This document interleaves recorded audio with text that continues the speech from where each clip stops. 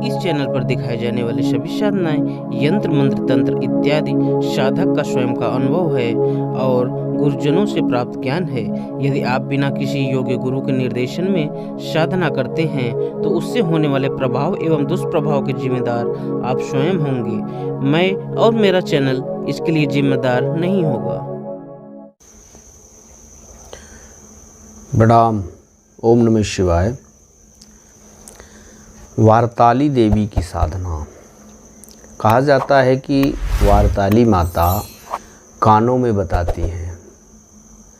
जो हमारा ये कान है इसमें कुछ ऐसे शब्द सुनाई देता है जिसके माध्यम से हम भूत भविष्य वर्तमान की जानकारी प्राप्त कर सकते हैं। और ऐसी बहुत सारी शक्तियां हैं जो कान में बताती हैं। विशेष करके वारताली माता, वारताली देवी की शक्ति कानों में जवाब देती है और विचारों में भी देती हैं। जैसा कि आपको पता है कि शक्ति जो होती है, वारताली माता की शक्ति कान में जवाब देती हैं और कर्ण पिशाचिनी भी कानों में ही जवाब देती हैं।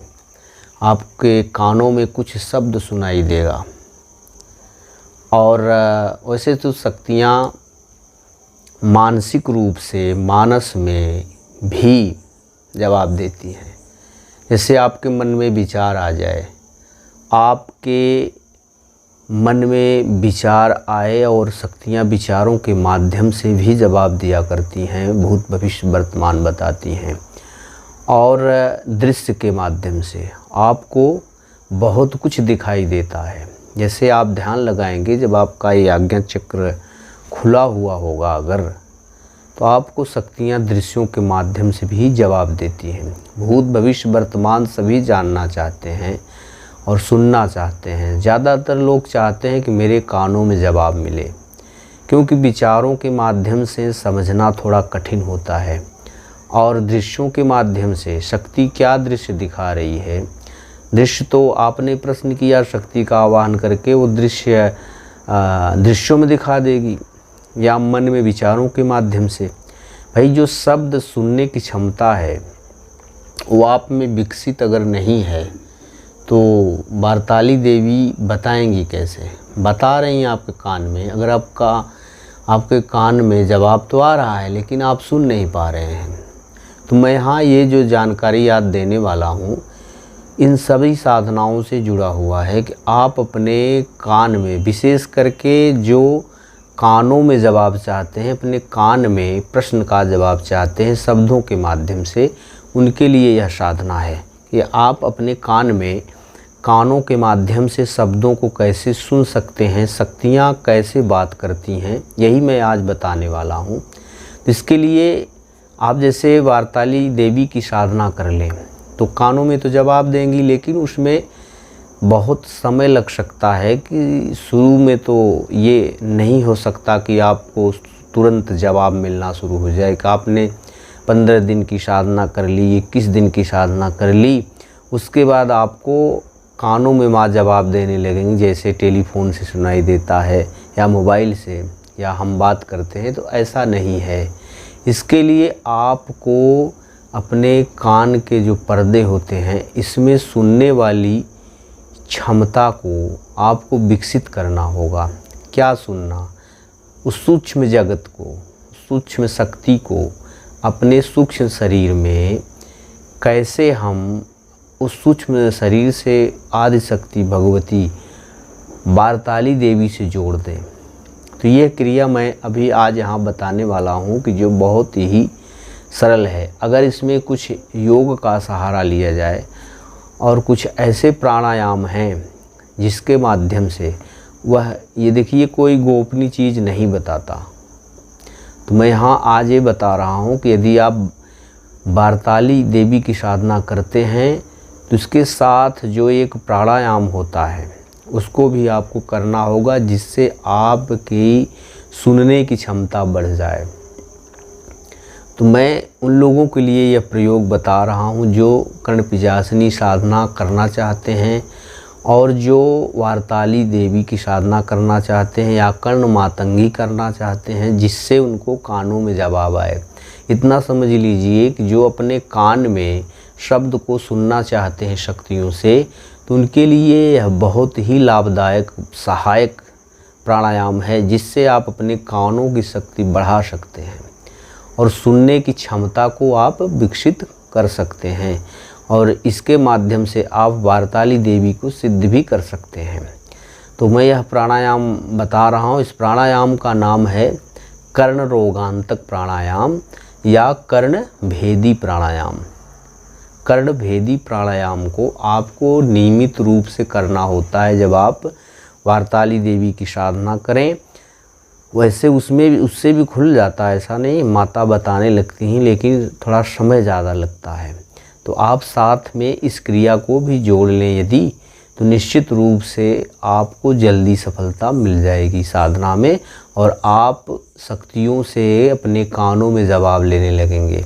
ये नहीं कि वारताली देवी ही देंगी, आप किसी भी शक्ति से उत्तर प्राप्त करने लगेंगे। अगर आपका कान का सेंसर जो होता है, यहाँ पर कुछ ऐसी नसें नाड़ियाँ होती हैं वो जागृत हो जाएंगी जो सुप्त हैं इस प्राणायाम से, फिर आप वारताली देवी की साधना करेंगे तो जल्दी सफल हो जाएंगे।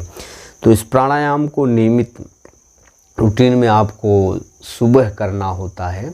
सबसे पहले आप जैसे अनुलोम विलोम, कपालभाति या कुछ आसन जैसे भी आप करते हों वो सब कर लें। अगर कुछ ना करें, अगर आप कोई प्राणायाम और नहीं करने वाले हैं, तो केवल 10 बार 11 बार आपको जंप लगाना है, कूदना है। जैसे पंजे के बल आपको कुछ कूदना है, शरीर को ऐसे से दौड़ा लेना है, कुछ मेहनत कर लेनी है, जिससे आपका शरीर गर्म हो जाए इस प्राणायाम के लिए। उसके बाद सीधे साधे आप बैठ जाएंगे। मैं अभी करके दिखा रहा हूँ कि कैसे करना है इस प्राणायाम को। आप इस विधि को सीख लें। फिर भी मेरी ये सलाह है कि यदि आपको न समझ में आए तो आप अपने गुरु से इस प्राणायाम को सीखें पास में बैठ के, नहीं तो आप ऐसे भी सीख सकते हैं। तो इसको करना कैसे है कि नाक से, जो नाक है इसी से सांस को खींचना है, सांस को अंदर ले जाना है और फिर इस नाक को ऐसे पकड़ लेना है। पकड़ने के बाद बंद करके रखना है और अंदर से ऐसे जोर लगाना है सांस को, नाक से ऐसे झुका करके कि बाहर निकालने के लिए। लेकिन सांस को निकालना नहीं, केवल जोर लगाना है। तो आपके दोनों कानों में जोर पड़ेगा, जोर लगाना, जोर पड़ेगा। इसका एक मंत्र भी होता है, तो मंत्र यहाँ मैं नहीं दूंगा। अगर कोई लेना चाहेगा तो मैं दे दूंगा उसे, आप व्हाट्सएप करके फ़ोन करके हमसे ले सकते हैं। लेकिन सबसे पहले मैं आपको बता दूं कि इस प्राणायाम की विधि क्या, देखिए कैसे करना है। ऐसे आपको सीधा बैठ जाना है, रीढ़ की हड्डी सीधा होगी। बैठने के बाद श्वास को खींचना है।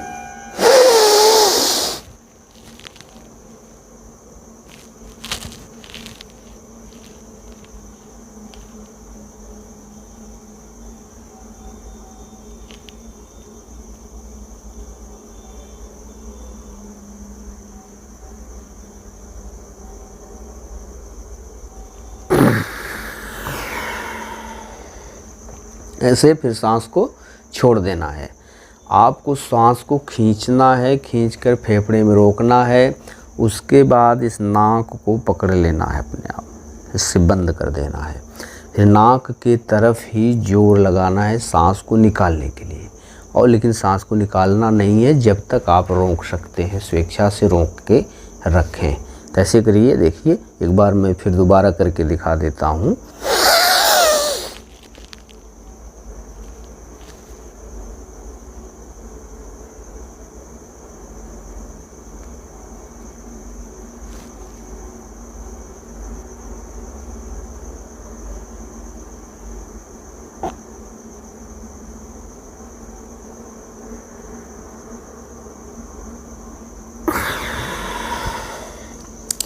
शुरुआत में इसे आप 5 बार करें। अभी इसका शुरुआत में जब आप करें तो केवल 5 बार ही करें। बाद में इसे आप 7 बार, 11 बार, 21 बार भी कर सकते हैं।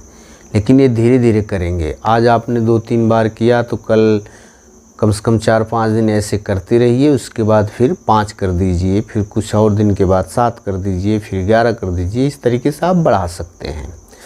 लेकिन इसको बहुत एकाग्रता के साथ आप करेंगे, शांति के साथ। ये प्राणायाम करने के बाद आप इसे कुंडलिनी क्रम में अपने आप 7 चक्रों पर भी ध्यान लगा करके कर सकते हैं एक बार।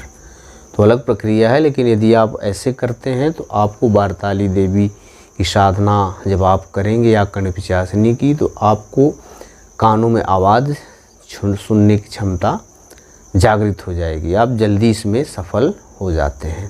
तो ये था मेरा विधान। यदि आपको अच्छा लगे तो आप इसे करिए और एकाग्रता के साथ करिए। और मेरी जानकारी यदि कुछ अच्छी लगती हो तो मेरे चैनल को आप सब्सक्राइब कर लीजिए, जिससे मैं और भी ऐसी जानकारियाँ, दुर्लभ जानकारियाँ और साधनाएँ मैं आपको दे सकूँ और आप साधना पथ पर आगे अग्रसर हो सकें और आगे जाएं और सफलता प्राप्त करें।